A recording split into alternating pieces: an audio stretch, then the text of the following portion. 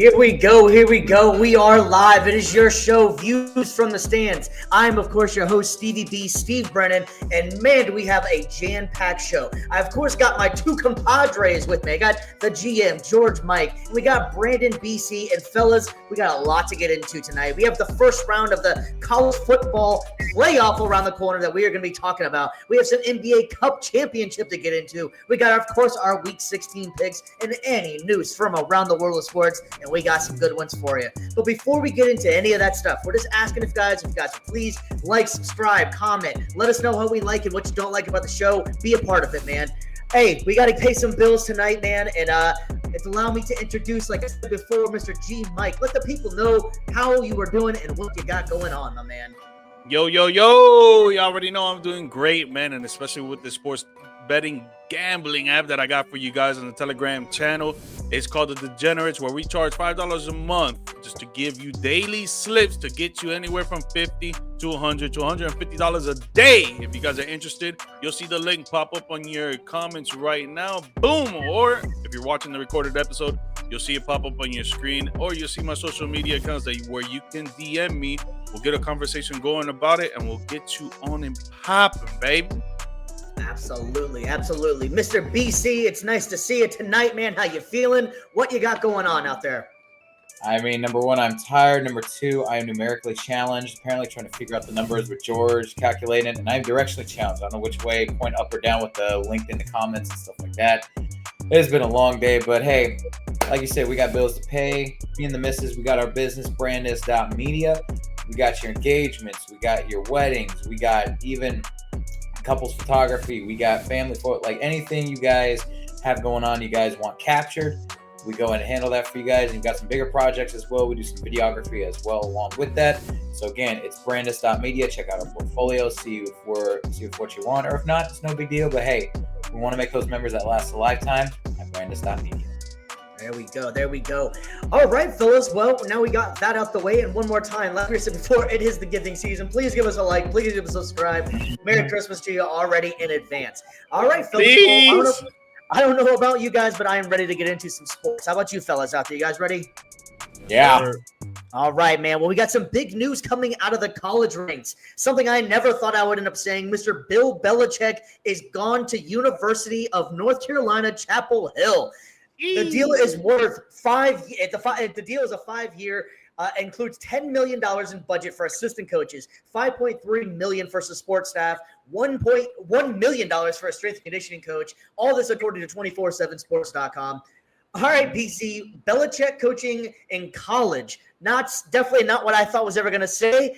How do you feel about this, man? Do you think this is going to work? I mean, I've spoken on it before. I don't really know what to make of it, honestly. We see a lot of the pro game today starting to emulate a little bit of the college game now. It's that old school mentality is kind of, I wouldn't say being thrown by the wayside, but it's slowly being phased out of the game, and we're starting to see a little bit more relational kind of coaching in the NFL. And, to go from a league where it's just all grown men and, he's been used to talking a certain way with his players for years, now to go down to dealing with young adults, young people, trying to be able to relate to them, get on the recruiting trail. I think it's going to be quite the culture shock for him. Again, I know he's used to doing things his way, but it's going to be interesting for sure to seeing not only, him having to answer to him, but also too, you've got, booster club members, you've got parents, you've got so many different areas that you're going to have to account for that it just goes far above and beyond what the pros have to deal with. Yeah, no, I agree with you. It's definitely a transition for Belichick, and it's not the fact that the guy forgot how to coach football. And I think it all really comes down to molding the right mind. You have to have the right mentality of kids that's going to come in. I think year one's going to be a little bit rough, but I think because a lot of people are going to be probably sitting on the outside just looking in like, hey, do I really want to go deal with what Belichick is? Or this goes the polar opposite way, and Belichick actually embraces the college lifestyle, how the kids are, he becomes relatable all of a sudden out of the blue. If you notice too, he's a hell of a lot different in his press conferences already. He's had a couple of them. He's more outgoing. He's more fun. Behind the scenes, the Patriots players used to say Belichick used to be funny as hell, but he was never going to give you any kind of information. And obviously no one wants to. Why would he want to do that anyway? So I got that aspect. He was just always kind of smug and came off kind of rude whenever it came to the media. But I can already see him starting to change a little bit. So maybe this is the Belichick that the other players were talking about, and it can work out for him. See, Mike, what's your thoughts on big guy? It's definitely a change for him, for sure. It's going to be a whole, like how BC was saying, a whole culture change, a whole career change, a whole new chapter in his life that I think he's embracing. I think he loves the new challenge. I think he went all these years throughout the NFL, that he went to many Super Bowls. He won many Super Bowls. He had tough challenges in front of his way, and he overcame them and all that. But I think he's gonna embrace this, and he's gonna want to teach young male adults how to be men and how to be great football players on and off the field, physically, mentally, emotionally. There's a bunch of things that are gonna impact these players out there on the fields for him. And then I think there's another direction that he's going with, and I think he's like sticking the middle finger up in the air to the NFL after the whole him having such a great career as a head coach. Because at first, obviously, he started as a DC, then he went to the New England Patriots. He had a head coach position, and he won 7 Super Bowls. People want to say it was because of Tom Brady. They don't really want to say it's because of Bill Belichick. When we know that it's both sides of the coin that made the coin whole circle. So it's like he's probably giving the middle finger to them because it's like, all right, you guys don't want to give me a head coach position in anywhere else. You guys think that I wouldn't be able to have this success for another NFL team, so no one wants to hire me?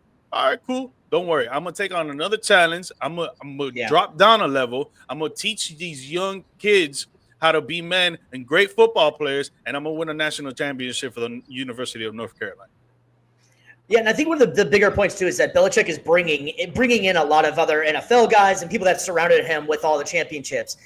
So I think that's going to be a big key. The only thing that I feel like Belichick's going to run into slight problems with is going to be the new NIL stuff. He was already one of the guys that was like, I'll get ready before it's too late. And that was one of it. Well, that was not always just Bill, but it was the team. They always figure that kind of stuff out. So I think that's going to be kind of difficult for Belichick. That are you really going to be like really care about some snot-nosed 18-year-old kid that just making $5 million and haven't proven anything?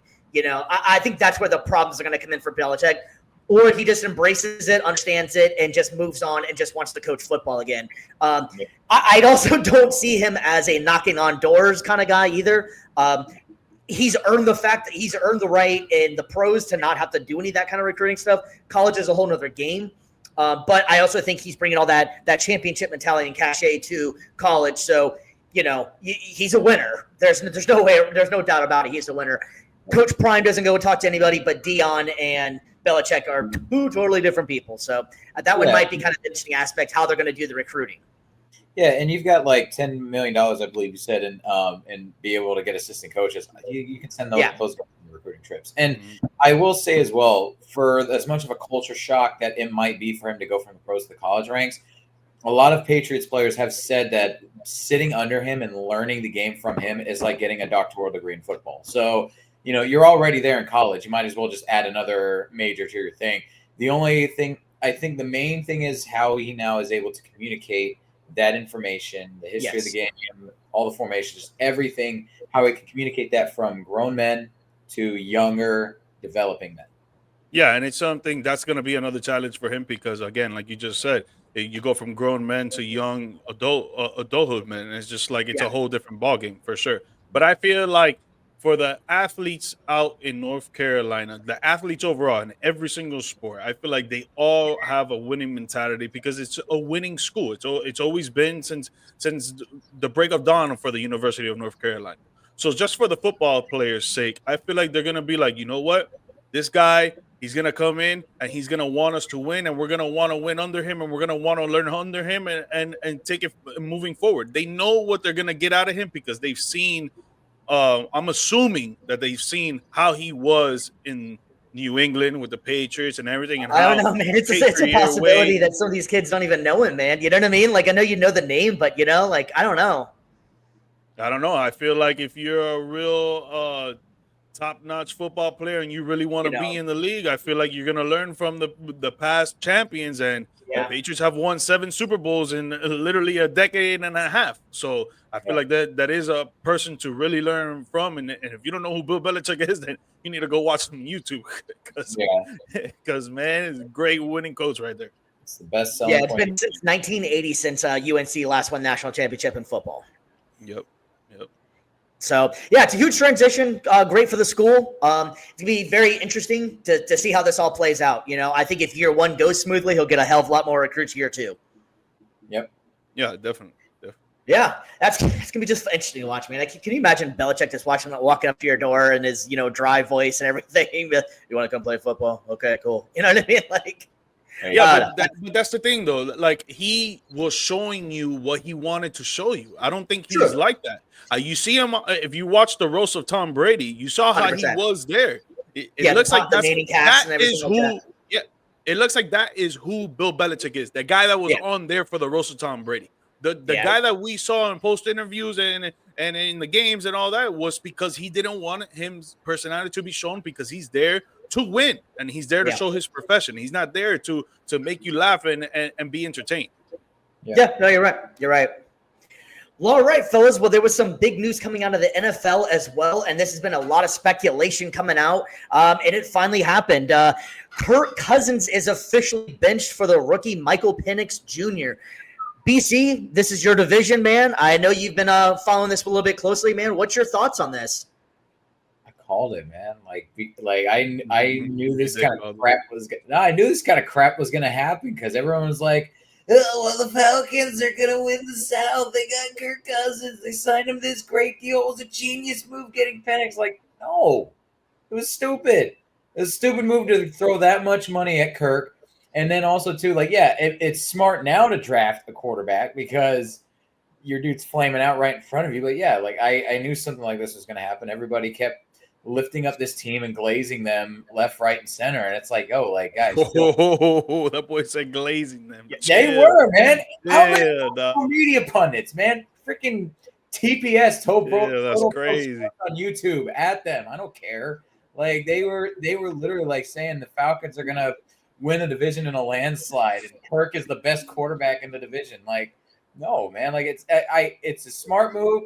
The move they should have done because in the last 4 or 5 games, he's thrown no touchdowns and 8 picks. So it's something that you definitely expect to see. It's just I did not expect to see it maybe this early, but I knew that eventually something was going to happen. And it's I'm just sitting back and I'm just watching the car crash happen. I'm loving every second of it.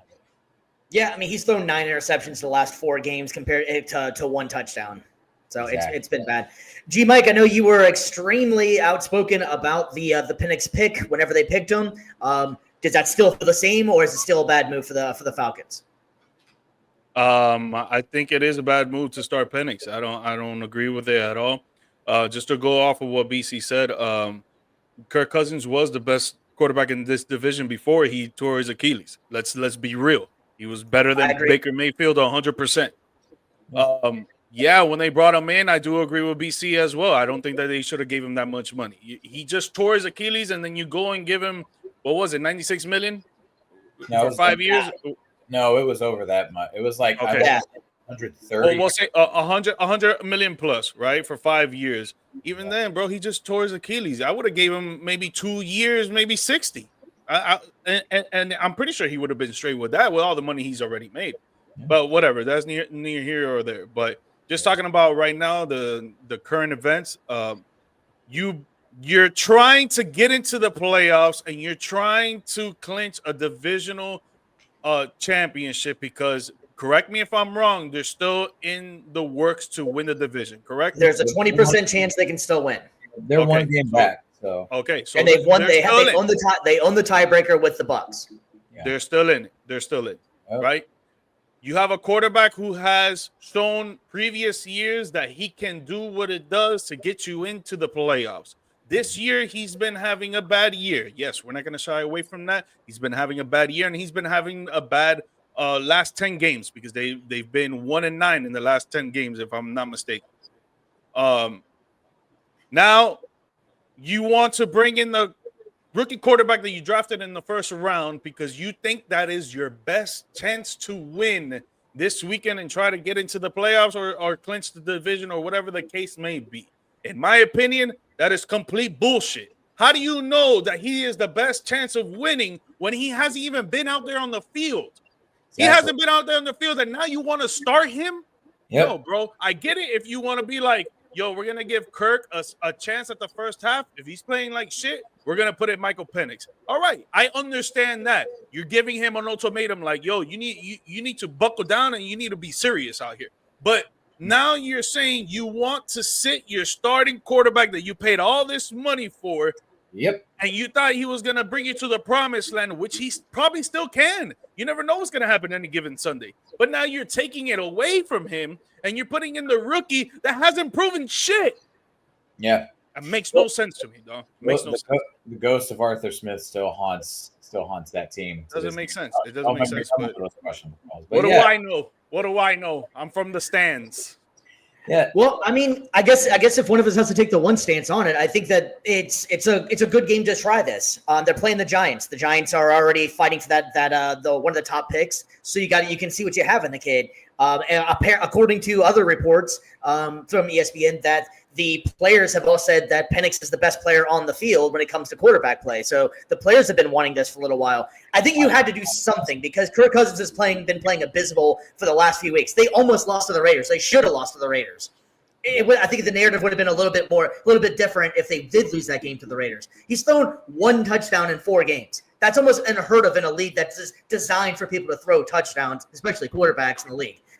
So I understand where you're coming from, though, why you're throwing the kid in there. But I think you have to do something to galvanize the troops, get them going a little bit, and you can always pull him. If this isn't a permanent thing, if he plays like crap and he's overwhelmed, then, hey, you see what you got in him, try it another week. But you still have a shot to get in. So that's not saying to the players that, hey, all that rah-rah talk that we could still win, that we could win the division in the beginning of the season, it's still doable. You guys just have to put together a good game. Now, this probably would have been a better Kirk Cousins game because they're playing the Giants, and the Giants, let's face it, are pretty bad this year. Well, so give Kirk one more chance. But I also can, like I was saying before, I can come on the flip side of that to where I can understand why this is the game to try this because they are one of the worst teams in the league, defensively, offensively. So it gives him a chance to see what you got. I think the bigger question is going to be those people that were saying that he was so crazy that the Falcons were crazy for picking him in the 6th spot. Michael Penix Jr. was one of the top quarterbacks coming out. It still does look kind of silly that they picked him in the 6th spot, but I don't know. It might work out in there. It might work out. And they have to do something pretty soon, too, because that was another weird thing when they drafted him. He's not one of the younger quarterbacks. He's a little bit older for some of the other quarterbacks. So I can understand why they made this move just for the sake of the players that are busting their ass out there for it. So I kind of get the move. And I would definitely say, too, the way Kirk has been playing this year, again, he's nearly got a 1-to-1 touchdown interception ratio. That's not good. But yeah, again, it's 18 touchdowns and 16 interceptions. Exactly. So if like George said though too, like if you got a guy that's fresh off an Achilles injury, why are you signing him? I just saw the contract. 4 years, $180 million.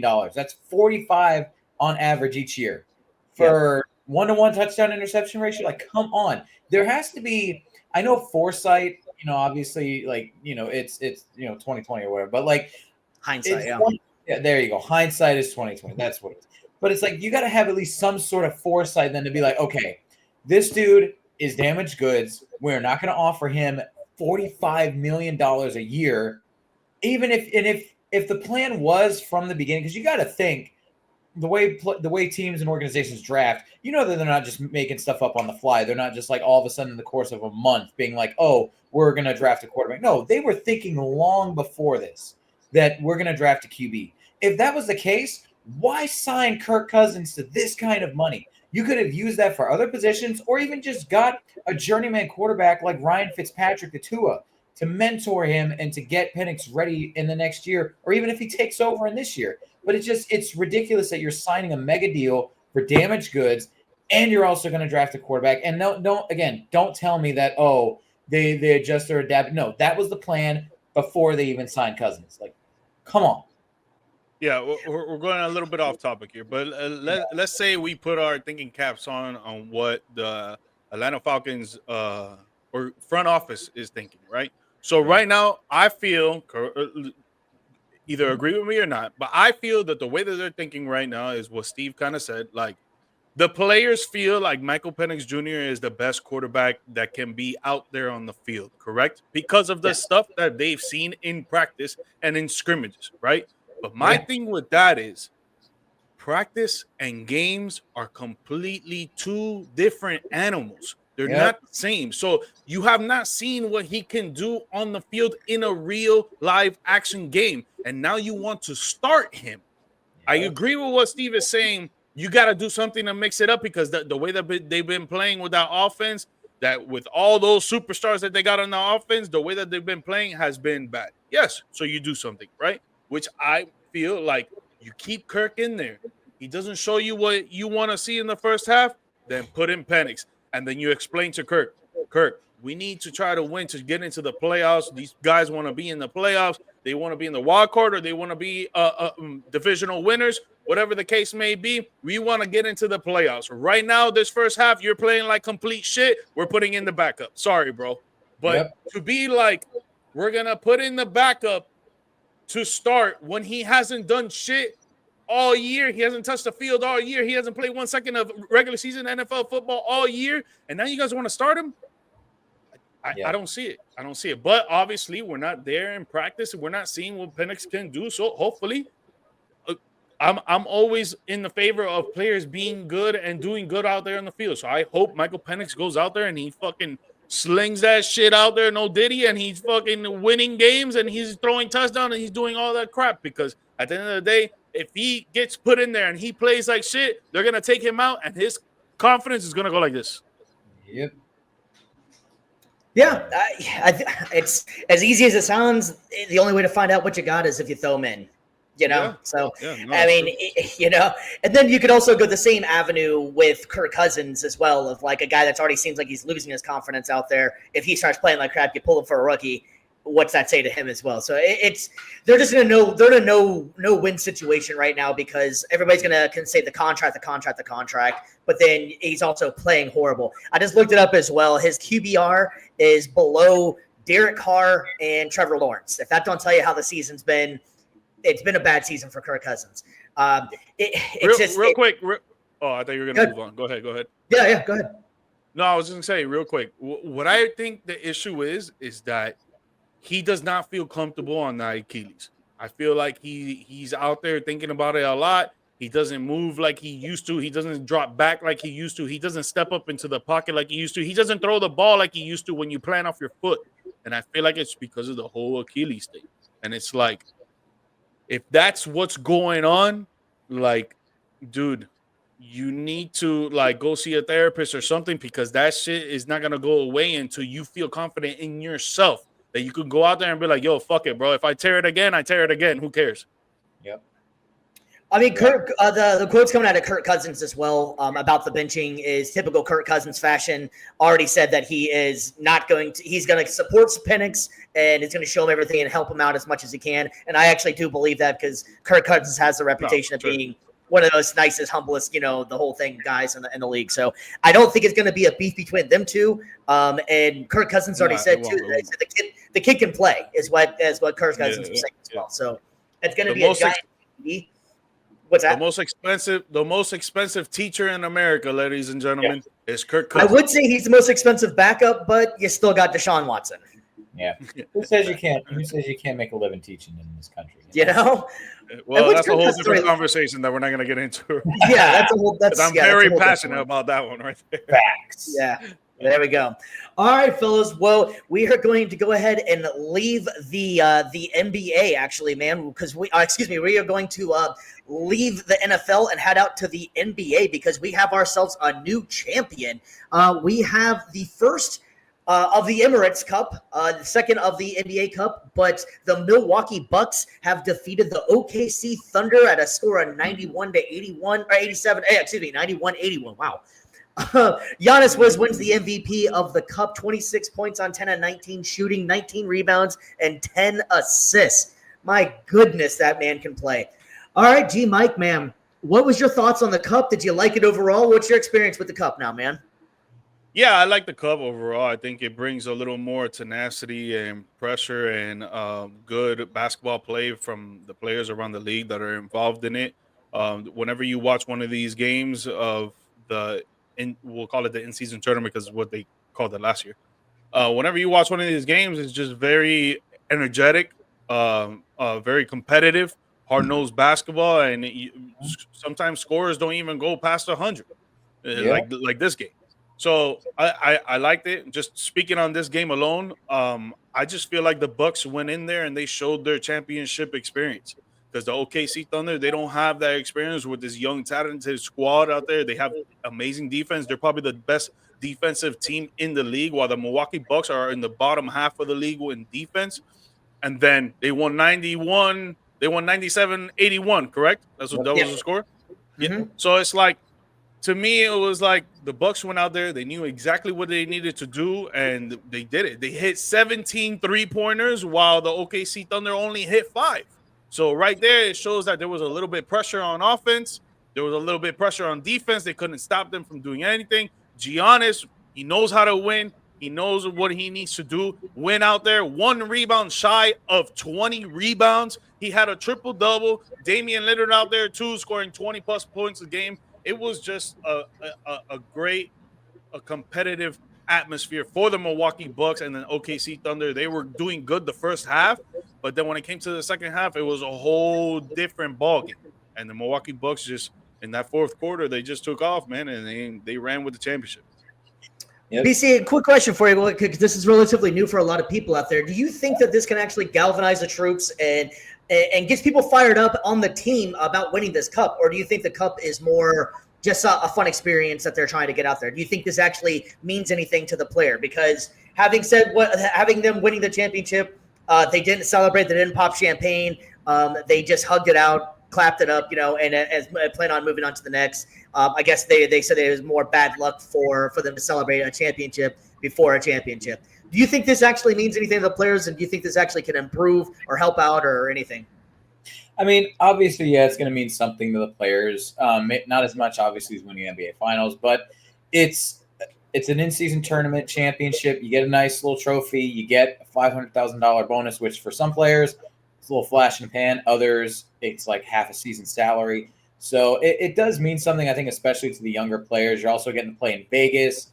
You're getting to have a good time out there as well, spend some time with the boys a little bit, kind of growing, bonding a little bit together as a team. So, and I do like the cup in concept and everything. You're adding some importance. You're trying to add some pizzazz. You're trying to add some airtime to a point in the season where it kind of gets a little dull. And a lot of fans kind of tune out and they wait for All-Star Weekend, and then after that's when they start watching again. So I think for the players in multiple aspects, it's definitely a good thing. And I'm looking forward to seeing what tweaks and adjustments they make going forward in next year. I know that we already kind of talked about some ideas on the last show. So I think it's definitely something that's worth keeping and experimenting more with. Yeah, T-Mike, same question to you, man. Do you think this means anything to means as much to the players, or is it more for the fans to just get it going for the NBA, or do you think this helps, builds, or anything? What do you think? Yeah, I think it does mean a lot to the players. Maybe not to the players that are making $20 million, $30 million a year, but they want to help out their teammates. They're with each other all the time. They're essentially called co-workers, but they turn into family. And then you got people at the end of the bench, the 15th man, the 14th man, like BC said, that's half a season salary right there. And you're able to win them that game and get them $500,000, for their family and their friends and their loved ones. Like that truly means something if you're a good person like that. But for the fans, like I said, there's a lot of competitiveness going on with these games. We talked about it last time. There should be more incentives for the fans, which I agree on that. But maybe it'll be more later on, maybe next year or the year after that. They come up with more ideas. But I think the NBA Cup overall, doing this tournament in the beginning of the season, it brings more attention to the league, and I think it's really good for them. Yeah, no, I agree. And the good thing I noticed in the games that I watched was that I completely piggyback what you guys were saying. The players really did seem like they were into it this year. And I think now that this is the second year, they kind of get the format a little bit more. They realize that, there are people actually watching it a lot more. So I like to see that. as they're playing. And the other thing that I thought was kind of cool, unlike, which I totally get the aspect of which we'll be talking about in a little bit about college football, but players are opting out of the bowl games in there. Players, weren't sitting this one out or anything. This is essentially, it doesn't really mean anything, but they were playing out there. They were hard. They weren't taking it like it's just a Tuesday night NBA game where they would take it off maybe or something. So I thought that was really cool for the players, and I think they put on a good tournament. And so kudos to the NBA for making this thing cool. It's getting better, and like we were saying before, there's definitely some stuff that can be tweaked, and I think that they will take that into consideration. So I'm pretty excited to see what the future holds for it. But man, Giannis looked pretty damn good out there, man. You can't forget how damn good that guy is, especially in Milwaukee too. I think this might be a good jumping off point for them because, man, they started out poorly, and maybe this will be that thing that kind of pushed them over. And like we were saying before too. I mean, let's face it, after the All-Star break is really when the NBA season starts. So maybe this will be that stepping stone. And he got a midi now. Yeah, he got a mid-range jumper now. Yeah, exactly. So he's ever improving his game, and Dame, of course, doing Dame time. If you've seen some of the shots that he was making out there, his 3-point range is just off the damn charts, And while we're on the NBA, guys, what's your thoughts? Because there's been a lot of talk about the 3-point shot, man. You guys liking that or anything? Dude. I mean, I like the 3-point shot for sure. I mean, I know it's changed the league. Before it used to be big men dominated the league, and now it's guards dominating the league. But even though big men couldn't go out there and make shots, Brook Lopez is out there shooting some threes. You got Cat from the Knicks shooting out there, shooting some threes. Like the big men game is not gonna go away. They still need them for rebounds and stuff like that. But if you could stretch out the floor and you can make some threes as well as post up and fade away and make some layups and dunks, you're still gonna be involved in the game. But yeah, I mean, the game has transitioned. Steph Curry did that with a generational talent. He just changed the whole game with the 3-point shot. And now kids want to do that. It's easier for basketball players to make a 3-point shot than it is to go up there, jump, and try to dunk. A lot of short dudes, they'll be able to maybe make the pros one day, like Isaiah Thomas, Iverson, and etc. But I like the 3-point game. I would like to see maybe they add a 4-point play. Maybe they do something from half court. But we could definitely have some. We're definitely gonna have some fun with that in a couple weeks to kind of come up with some different ideas on that one. But no, I definitely thought the cup was pretty neat. I think they did a hell of a job with it. I like the court designs. Some of them were a little bit too flashy and kind of confusing or whatever. But I did overall think it was pretty cool. You guys got any closing ideas or anything on this? Do you think this possibly is a Western Eastern Conference Finals championship? It could very well be, just because, again, never count out the Bucks championship experience, especially with Giannis. And OKC, again, they could always use this as a way to kind of, like we said, galvanize them, motivate them to be like, okay, well, we came up short in the in-season tournament. Let's go out there and win the big thing for real this time. I mean, dude, I don't see the Celtics losing, bro. I don't see the Celtics losing. There's 2 of those NBA Cup games. They had Jason Tatum out and they had KP out. So it's tough for me to say, like, if when it comes down to the wire in the playoffs, if Milwaukee and Boston meet up in the Eastern Conference Finals, bro, I gotta take the Celtics, man, because they're going crazy. They're going crazy.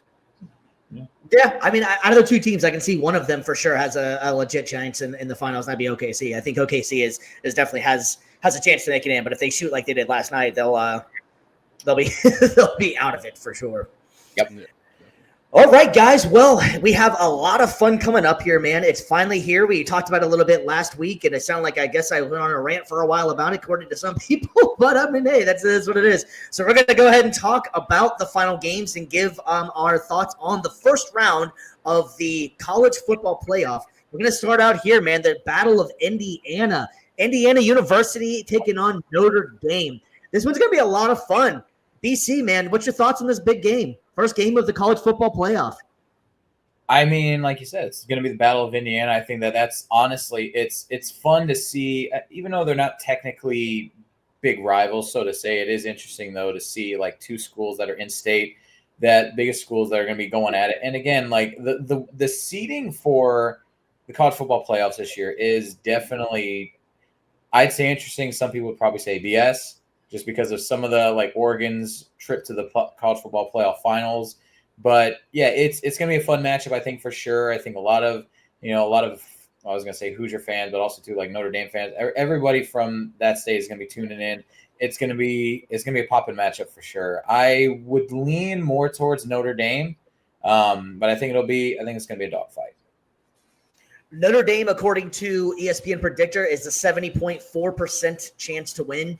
The over-under in this game is 52.5, which is pretty high-scoring game, honestly. I like Riley Leonard, the quarterback for Notre Dame. And I think that the Notre Dame's quarterback Indiana's quarterback is an interesting guy, too. He's a transfer.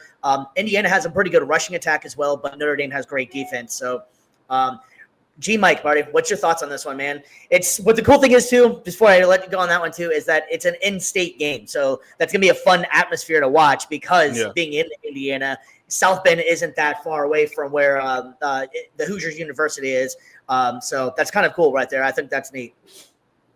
No, it's definitely cool, but I don't see any Indiana fans really taking over that place. The Notre Dame fans are going to show up. They always show up. That home field advantage is something different. And just to piggyback, because you guys took most of what I was going to say, but just to piggyback a little bit, that Notre Dame defense, man, they're going to stop Indiana, bro. I don't know about that overhitting. I think it's going to be a dogfight in-state game. I think it's going to come down not to the wire, but to the fourth quarter, and then Notre Dame is going to take off because that defense is just going to be so good. But no, definitely I got Notre Dame winning this game. Yeah, I was a little bit hard on Notre Dame last week when we were talking about it. It was more of just like the seeding and that they don't have to go through a conference. But Notre Dame is a legitimately great team this year. So I'm picking Notre Dame in this one as well. I think their offense and defense is just going to be too much for Indiana, who still, when they finally played one of the big boys, put up a little bit of fight, but not enough. So I'm going Notre Dame. Yep. Everybody going Notre Dame in that one? Yes, sir. All right, I like it. All right, moving on to the next one. We got SMU and we got Penn State. And I'm excited for this one, honestly. And I think one of the biggest narratives is always going to be that Penn State, whenever it comes to the big game, James Franklin seems like he can't do it. I'm excited for this one. We had the Penn State did have their backup transfer who does play. I love their tight end. That guy is a Swiss Army knife and can do it all. But I think SMU is one of those dark horse kind of teams, and I think a lot of people didn't know about them going into the preseason, and they've looked really good to me. BC, buddy, you're up next, man. What's your thoughts on this one? No, for sure, and I think that you pretty much spelled out the narratives for this game. Penn State tends to kind of come up short in key moments in the big stage, but I think that SMU is going to be that perfect team, that underdog team that's going to get underdog in the sense of not a Power 5 school, Power 4 school really anymore, but they're kind of the unexpected, possibly if you want to use college basketball reference, Cinderella team, and I've got them upsetting Penn State in this one. Nah, I like what SMU has been doing, especially the last 5-6 weeks. They've been putting on a show, especially as underdogs in the dark horse. So they've been showing that they should be involved in this college football playoffs, and they will deserve it. But I think that train is going to come to a stop, and I think Penn State's just going to prove that they are the better team. Yeah, they do come up short in moments, but I think now is just they're going to be like, yo, we cannot come up short here. We cannot take off the foot off the gas pedal. We cannot take our foots off their necks, and they're just going to trail home with this dub.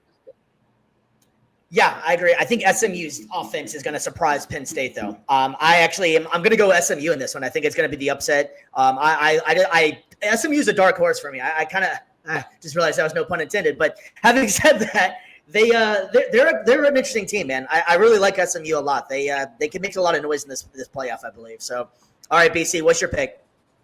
I got SMU upset. SMU, G Mike. Penn State. All right, we are Penn State. All right, man, we're going on to the next one. This one I think is going to be the most exciting game out of the entire, first round, might even be the whole thing here, man. Tennessee taking on Ohio State. The narratives are outrageous in this game here, man. Ryan Day is on the hot seat already, and if he loses another big game after losing to Michigan was it 2 weeks ago? Now I think it's 3 weeks ago. That's still fresh in all Ohio State minds. Tennessee, man, their offense is outrageous. That Nico kid is ridiculous. Josh Heupel always knows how to run a good offense. I'm really, really excited about this game. BC, what's your thoughts? No, exactly. This is the primetime matchup right here. This is the one that most people are going to be tuning in, I think, this weekend to catch. Like you said, Tennessee's got a high-powered offense for sure. Ohio State, obviously, you can't count them out either for this one. Dude, I can't wait to see both these teams go at it. This is for me, this is going to be probably the closest, probably the most unpredictable of round one for sure. No, definitely. This game's going to come down to the wire. I think the last few minutes of the game, whichever team has the ball is going to come down and do a game-winning drive. And I really think that Tennessee is going to take this, man. I got it in my gut. I think Tennessee is time for them to shine right now. And what Ohio State has been doing the last few weeks, they haven't been playing up to par. I think Tennessee is going to take this for sure. Exactly. What's wild is of all the offensive weapons that both teams have, it's 47.5 for the over/under in this one. I think that's over all day in this one. I would think, man. If Tennessee can play their game, it's over as far as the points go. Yep. Yeah. But Ohio State's defense is pretty good too, so we don't know if they're going to play their game. Yeah, and but I think that they're just a dogfight team that they're never going to quit no matter what until there's zeros on the clock. All right, well, let's get them picks in. I can't stand Ohio State as the team, but I'm going Ohio State in this. And I think the pedigree, the championship pedigree is too much. Ryan Day is a damn good coach. I think that they tried to prove something against Michigan, and it backfired on them, and it just didn't work out. I don't understand that one. It's going to be at home, too. That crowd is going to be ridiculous in the Horseshoe. Give me Ohio State. I think crowd's going to play a factor for sure, but give me UT with a slight over. I'm gonna dip my toes into the gambling a little bit there. Whoa! I got Tennessee winning on a game-winning drive. Nice. I'm going lonesome on this one, huh? I'm taking Ohio State. All right, I like it. All right, moving on to which was going to be another fun one, man. We got Clemson taking on Texas. Man, Texas. I was about to say about a month ago, something along those lines. Texas, I thought, was the most complete team in the country. Their defense is just ridiculous. They were only allowing, I want to say, maybe a touchdown a game if you're lucky getting that. And then they just kind of seemed like the offense wasn't really clicking as much. They had that great game against Florida, dominated them, and then they kind of just, I think, can't get past Georgia. And that's been a factor for them. Clemson, They made it in by the skin of their teeth. They could have they'd not made it in and been. I don't think anybody had been upset if Clemson didn't make it in. They made it in because they won their conference, so kudos for them for winning it. But I just don't think that Clemson is on the same level with Texas in this game at all.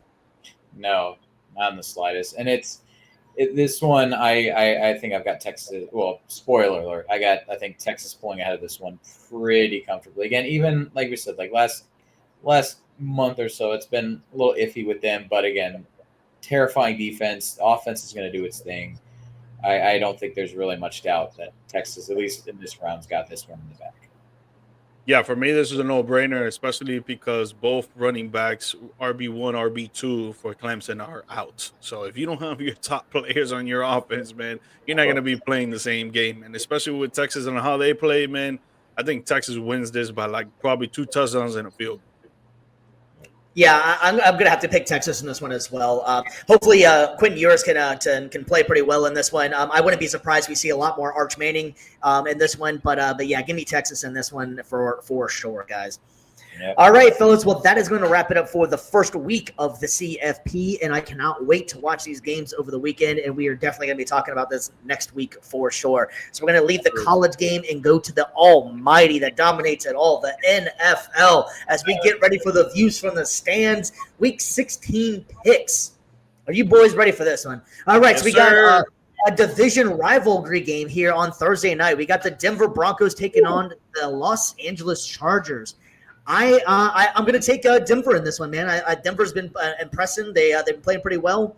Bo Nix is definitely making that campaign for Rookie of the Year. It's coming true, I think, this time. I was all on Jayden Daniels. I still think he's going to be a great player, but give me Bo Nix for that Rookie of the Year at this point. And I'm taking Denver in this game. I think this one, it's going to be a close matchup, but I think LA is going to look for a rebound. I think that they, obviously. I don't think any of us really called. Well, I think Steve, you might have called it Bucks against the Chargers, but like, I did. There you go. So one of us. I need to ship this hat to you right now because it looks like here. But No, like I think that I think they're going to take some of that aggression, that that embarrassment that they felt in that game, and they're going to channel into this one. And I think I just got to give the slight edge to, again, even though they gave up 40 this past week, I still got to give it to that defense. I think that they're going to rattle Bo a little bit, and they're going to do enough to pull out this one. Yeah, I think I'm gonna take the Chargers on this one because of the way that they played last week. They're pretty disappointed on the way that they played. Not their defense, but their offense. With Justin Herbert, he hadn't thrown a pick in like 7 games, and then he threw one last week. So I think he's gonna come back with a little bit of vengeance. It does suck that J.K. Dobbins is out, which is their top back. It gives a lot of offensive threat for them. So it's gonna be Gus Edwards right now. But I still think the Chargers are gonna, like BC said, rebound off of this game, a divisional game, and they're gonna probably take this dub. And by the way, Brock Bowers should be Rookie of the Year, offensive Rookie of the Year. Correct. Okay, I can see that one. That's an interesting one. They won't give it to a non-quarterback. That's actually not a bad. I don't really. I kind of always just forget about them, like everybody forgets about the Raiders. But all right, so we're gonna move on to the next game. And granted, some of these games have been reslated and for better viewing purposes and everything. Still the same games, just different time slots possibly. And don't forget, this week is where the NFL starts really taking over the airwaves. Man, we got a Thursday game, we got a Saturday game, and we got a Friday game, I'm pretty sure, this week. And Sunday, it's pretty much every damn game this week. And plus, you got Christmas, too. They're trying to take over the NBA's rolling that one. Beautiful. It's beautiful. I love it. All right, so the next game we got going on, we're picking, is the Houston Texans going to Kansas City to take on the Patrick Mahomes-less Kansas City Chiefs. This one's going to be kind of interesting. I still think that Kansas City is just coached well enough. Carson Wentz, I think, can maybe surprise, maybe an interception, but I think he'll have a decent game. Andy Reid is a genius, and I think he can coach anybody. So give me Kansas City to continue in a close game. Kermit the Frog is not there on the field, but he's with them in spirit, so I give KC in a close one as well. I don't know, man. I see Houston winning this. Very adamant, very serious about this one. Yeah, I see Houston winning this. I think that game last week against the Dolphins, they just put a stamp on Tua throwing 3 picks, having 4 turnovers. I think he had a fumble, if I'm not mistaken. But I think they just uplifted themselves last week with their play, and I think they're going to try to do the same thing with a backup QB that hasn't really been slinging the rock out there in a little while, and that Houston defense is going to do some big-time show like they did last week. I got Houston in this.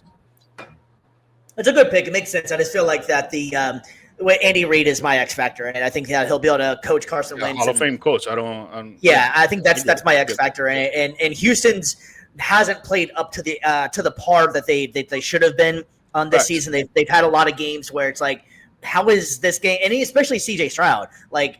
Last year, the kid just looked so smooth. This year, it looks like almost the rookie year should have looked or something. It's kind of weird, but that's a good pick, though. Slump.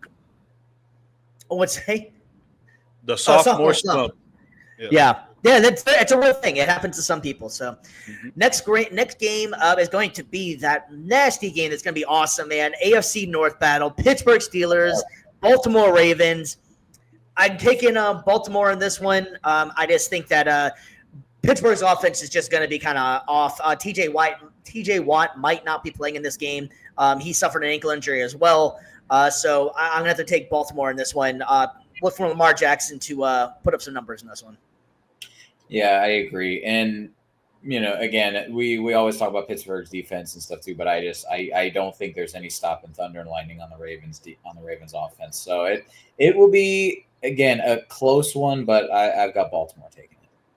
Yeah, I'm iffy on it, man, because I really do believe it's going to be a close one as well. And then sometimes you expect Baltimore to have an amazing, fantastic game, and then they shit the bed. And then sometimes you expect Baltimore not to have a good game, and then they have a freaking amazing game, an excellent game. It's just their defense has been playing Baltimore standard defense, honestly, and you can throw on them, And let's face it, Russell Wilson, if he gets in a groove, has been playing actually pretty good this year. Yeah, but if I had to pick, I'll take Baltimore. Yeah, I think it's the safe pick. All right, we already talked about a little bit ago. The New York Giants are taking on the Atlanta Falcons, and I'm pretty much positive this game got flexed maybe as well. I'm not 100% sure, but having said that, it still will go with the picks. I'm going to take the Falcons, and I think Penix is going to surprise. I think he'll have a couple rookie mistakes, maybe throw an interception, but I think Penix is going to surprise. I liked him coming out of college. I think he's got a hell of an arm, and he can move really well. And the Giants are trying to get that top spot. So I'm going to take Atlanta. Mid. No, I want to pick the Falcons, but we're just being analytical. But I think also, too, the low-key pettiness I'm feeling this week. You know what? I think the Giants are going to screw up their tank. And they're Analytical, bro. Analytical. Oh, I'm going to do it one time. Just one time. Okay. One time. Giants screw up their tank and pull out the win. Dude, the Giants have no offense, man. I cannot pick the Giants for nothing. I don't care who they play. I cannot pick them for nothing, man. I got to go with the Falcons. I don't care if the rookie is out there and we got to see what he got. But, dude, honestly, I cannot pick the Giants. I can't. Yeah, it's hard to pick the Giants at no football this year. Bro, they have no offense. That's why the defense. It's like me throwing the ball out there, bro. Like, come on. All right, here's one that's probably it could be a trap game, but most likely not. We got the Detroit Lions going to Chicago to take on the Bears. Detroit coming off that crazy game with Buffalo. Detroit just needs to make it out without getting any more injuries. Honestly, if I was Detroit, I would almost just sit everybody down at this point, just for this game, because it means nothing. It's just a trap game for someone to get hurt. But having said that, Lions in a big fashion. Maybe the Bears can actually score some points in the first half this time. Yeah, Lions in a statement win, big time. I got the Lions winning, man, but with all the injuries that they've gotten this past weekend, man, hey, it was just insane. But one thing I want to do, pen out for you sports gamblers out there, don't forget to click on the link. You heard? But for you sports gamblers out there, take Jamar Gibbs to rush the ball 12 times. That's going to hit 100% because David Montgomery is not there, and he will not be back until next season. Yep. That's a pretty good bet. That's a pretty good bet. All right, we got the next game. We got the Arizona Cardinals taking on the Carolina Panthers. Arizona needs to win, so I think Arizona's gonna win. I'm hoping Kyler Murray can play a Kyler Murray game and show out. He's been so up and down this season. And can we get Trey McBride a damn receiving touchdown? Please, can we make that happen this game? My goodness, man. So give me Arizona in this. You saw Kyler Murray what he said on Twitter? Yeah. No, I didn't see what he said. He was like, "Don't worry, he's gonna get one, folks. Relax." It could be the greatest tight end season of all time without a touchdown. You know what I mean? Like it's crazy. I've never seen anyone pound the table more than I've seen Steve pound the table for Trey McBride getting involved in the red zone offense. Where they're like, "Let's go." But I get it, bro. The guy's it's ridiculous. Tight end, bro, and he doesn't drop the ball for nothing, bro. No. So, you guys know Marvin Harrison has only dropped the ball once this season. It's insane. No, I didn't. That's a hell of a fact, man. I mean, I think he went 2 years at Ohio State and not dropped any. Yep. You got the best. Probably have the best hands then on the entire league on the squad. It's crazy. Probably. Because we're all going to Arizona in this one. No. I'm going Carolina. I like the way that they've been playing lately. They've been playing with a lot of intensity and tenacity. And Bryce Young, bro, he's looking like the quarterback that we thought he was going to be. He's an example of how wrong I was when you bench a rookie quarterback, ruin their confidence. They come back, they start playing like shit because that went the opposite route right there. He got benched, he came back, and he's like, "Don't worry, I'm gonna show y'all what's up." I think this is probably the shortest quarterback matchup as well in the history of the league. Both guys are like under 5'10", so like that's insane. Like I'm taller. This guy's speaking like he's 6'3" over here, bro. Man, I'm taller than these guys. That's the insane part, and it's like you are. Be prepared to see a lot of scrambling, getting out of the pocket a lot because they're not be able to see. Facts. Yeah, shout out to Bryce Young for sure for taking the bench and not bitching and just moving on and realizing that he's a good quarterback, man. I hope that this transpires for him because he's a good dude too. Any interviews, I like Bryce Young. He seems like a good kid, man. All you young players out there, take note of that. When you get benched, don't complain, don't moan, don't apply yourself, Exactly. Grind, and you'll get back out there. So next game, we got the Los Angeles Rams taking on the New York Jets. And I've been the whole thing's going now is that the New York Jets are just going to play spoiler for everybody. Rodgers finally looked alive last week. So yeah, I'm actually not gonna go with the Jets just because I can't pick the Jets. I'm going with the Rams, man. Yeah, Rams got too much on the line this week. They're fighting for playoff spots. They're fighting for division championship. They need to get the win, so I've got to lay in this one. Yeah, I think I got the Rams too. I don't think Devontae Adams is gonna have that great of a game again. Breece Hall is probably not gonna play again, and I just think that Matthew Stafford's connection with Cooper Kupp and Puka Nacua, and then Kyron Williams' running game, like that offense, to me, that offense is top 5 right now, bro. Right now, I'm not talking about the whole season. Last week, man, that rainbow, the first time Cooper Kupp didn't score a damn fantasy point. It was a bad game. Yeah, but it was a rainy game the whole time. It was a rainy game. It was rainy until it was for the first half. I didn't understand what happened the second half. Neither one of the guys scored a touchdown. That was bizarre to me. But your whole game plan changes. It's weird. It's weird on a rainy game. Like you saw, Kyron Williams had like 25 rush attempts. Yeah, yeah. I mean that's logical, I guess, with the rainy and the wet conditions. Yeah. I just would have thought the second half it stopped raining. It stopped raining enough time for them to maybe make an interesting fourth quarter. Neither one of the guys got a touchdown, which is weird to me. But all right, so we got a divisional game as well, man. We got the Philadelphia Eagles taking on the Washington Commanders. I feel like the Commanders are gonna surprise this one, and the Philly's gonna have one of those games where they should have looked a lot better. And I'm gonna go Washington in this one. So you see this one's going to be a trap game for Philly?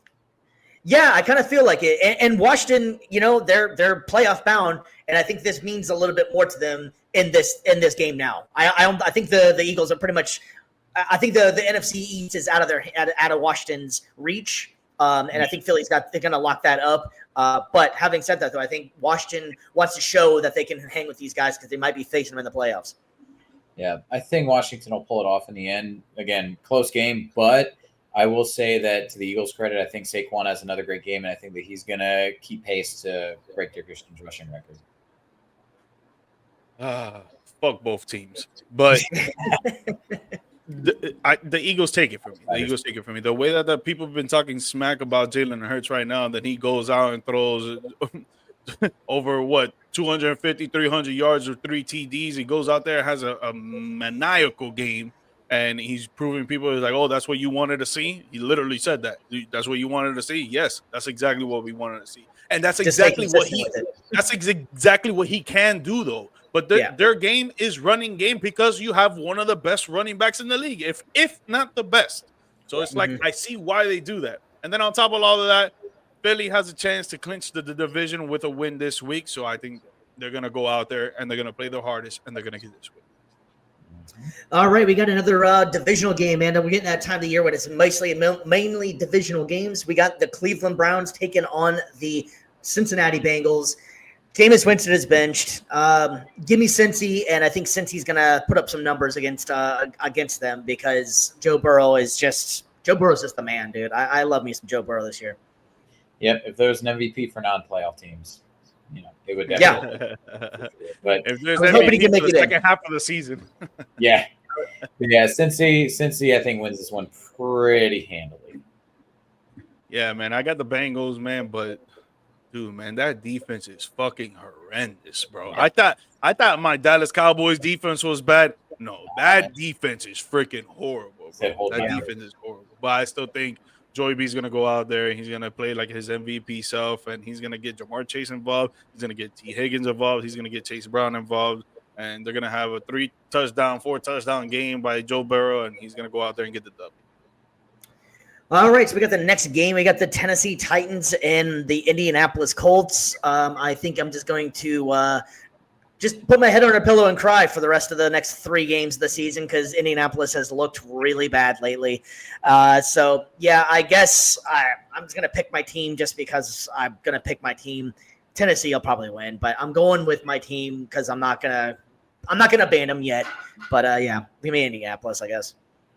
I'll show a little faith in you guys. I'll throw a bone and say Yeah, about to say we got somebody sent someone to check in on Stevie after the show, man. Yeah, right. Jeez, it's been bad. It's okay, man. It's okay. It's gonna be all right. You know, I give you guys the nod over Tennessee in this one. Titans, they haven't been impressive to me, and gosh, since they had Henry. So like even then, they still found ways to screw up. So I got Colts winning this one. It's gonna be an ugly game, but you know, a win's a win no matter what.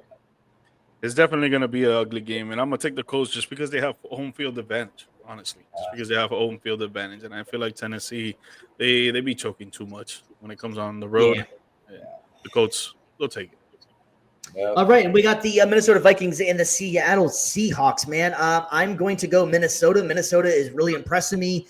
This whole season, they've just been impressing me. Keep on forgetting, they've only got 2 losses. They just feel like a team that like when you think of them, you don't think of them as being one of the top elite teams, and they are taking that and taking it to the bank, man. They are playing pretty damn good. Give me Minnesota, and I think they're going to win in a big game. If we take the division, we go to the wild card round for the playoffs. It's just going to suck facing them in the first round. Yeah. But no, Minnesota for sure. Like to be only 2 losses and you're considered a wild card team is absolutely astounding and a testament how tough the NFC North has been this year. But yeah, Minnesota in this one, and then this really is going to throw the NFC West into it's going to be a cesspool. Bizarre outlook. But yeah, I got the Vikings in this 100%. I think their defense is top 5 in the league, and they've just been showing it each week in and out. And Seattle's offense has not been clicking like we thought they would.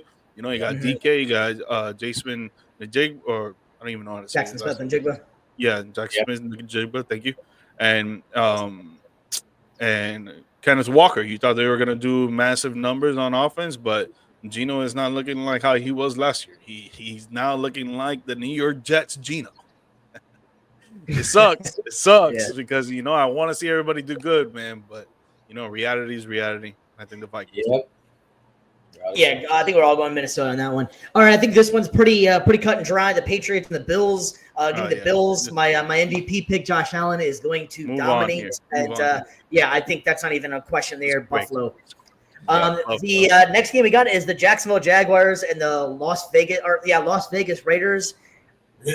Can we that's just a simply throwing the white flag so no one gets hurt, man. Like, why do they even have to play in this game? But this game, 5 words or less for this one. Give me the Raiders, man. If I had to pick down, give me the Raiders. Give me the Raiders too, bro. Give me the Raiders too. Like, at home, all right, we got playing lately. Yeah, man. We got San Francisco taking on the Miami Dolphins, and San Francisco needs this game. They to stay in it. So give me San Francisco. Yeah. Miami needs this game. More. Well, I mean, got 1%. Yeah, I mean, wants it more. They both need it, but give me San Francisco, man. No, I'm just laughing because of last week, man. Tua, 3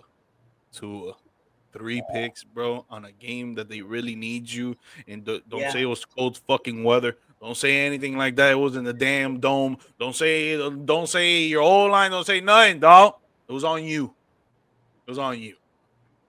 So I'm guessing you got San Fran as well, George. No, honestly, I don't know who to pick in this game, man, because San Fran's whole offense runs on running backs. And their running back game right now is pretty damn whack. And if they don't got no running back game, their offensive passing game is pretty damn whack. Even though last week they went up against the Rams and it was raining, so we give them that excuse. But you're going to go to Miami. It might be raining there too. So who knows? Yep. But I honestly, if I had to pick, I'll take Miami at home. Yeah, I was thinking the same thing. They know the environment better, so give me Miami. All right, so we got another game. We got the Bucks and the Cowboys, and man, give me some Bucks, man. The Bucks are looking pretty damn good. This is the battle of BC and George. On paper, this game was going to be a hell of a lot more exciting about 10 weeks ago, and so yeah, give me the Bucks all day, man. Bucks look good. Bucks look really good. Is it in bad taste to say that we could hang a 50 piece? Is that in bad taste? Is that gonna? No, it's not. I'm looking at George's reaction as I say this. You know, let's just go balls to the wall. I'm thinking Baker in prime time, 40, 50 piece, stomping on them before we move into the division matchups against Carolina and Nolans. Let's go.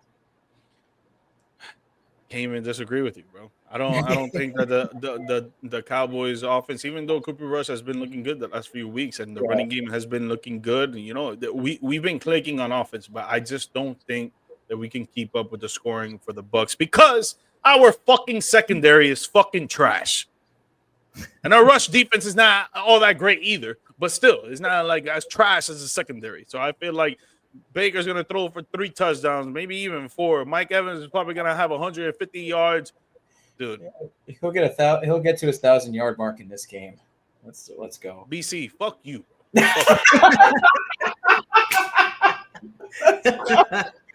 All right, so we got the last game of the week, and I'm almost positive this one got flexed as well. But it is the New Orleans Saints taking on the Green Bay Packers. Go Pack, go! And they better not mess this one up because New Orleans is absolute trash, man. Yeah, New Orleans plays in a dome. It's going to be cold in Green Bay. Green Bay winning the game. Yeah. I was about to say, what's the forecast for Monday night? Because I'm sure it's going to be like 30 degrees. I mean, shoot, that game might be worse, like in terms of score outcome, than the previous one we mentioned. So yeah, Packers easily. Well, I would say the Saints have a good defense. You know, I would say they have a good defense compared to us. Yeah, true. I mean, I guess this is what you compared it to. It's cold though. It's cold. Yeah, true. Yeah. All right, ladies and gents, that is going to wrap it up for our Week 16. Man, we are getting so close to the end for the playoffs. Week 16 picks and Week 16 of the NFL. That's also going to wrap it up for your favorite show here, Views from the Stands. We seriously really appreciate it. This is going to be our last show before the Christmas break. Might have a little bit of stuff going on with the family, so we want to wish you guys as well a very Merry Christmas. We might try and get in one more time. We'll hope so, maybe not. But we really appreciate you guys. Give us a like and subscribe, and we hope everybody has a safe holiday and be safe out there. BC, you got anything for the people? No, just, when you're taking your time, opening the presents and stuff with the family, just remember to do like the greatest gift of all those each other. It's the time that you guys get to spend together because it's limited. You never know when that last time's going to be. So savor every moment you got and treasure every moment you got for your loved ones because just know like there's somebody somewhere out there wishing they had that. Be grateful, be thankful, be appreciative of it. And just, again, like Steve said, be safe, take your time. Don't try to rush to get to where you're going. Everybody's going to be there. Just get there in one piece and just enjoy the time y'all have together.